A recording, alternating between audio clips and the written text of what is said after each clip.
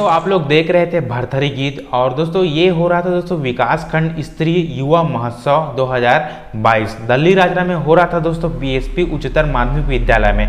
और जो भरथरी गीत है दोस्तों ये हमारे जो संस्कृति है और आप लोगों को इसे बचाना है। कैसे बचा सकते हैं इस तरह के कार्यक्रम करवा के दोस्तों, और इस वीडियो को ज़्यादा से ज़्यादा आप लोग अपने दोस्तों के बीच व्हाट्सएप में फेसबुक में शेयर करके। दोस्तों वीडियो अच्छा लगा होगा तो वीडियो को लाइक कर देना है, चैनल में है तो चैनल को सब्सक्राइब करके बेल आइकन को जरूर दबा देना, क्योंकि दोस्तों मैं इसी तरह के वीडियो लेकर आते रहता हूँ। तो चलिए दोस्तों मिलते हैं एक नए वीडियो में, तब तक के लिए जय हिंद, जय भारत, जय छत्तीसगढ़।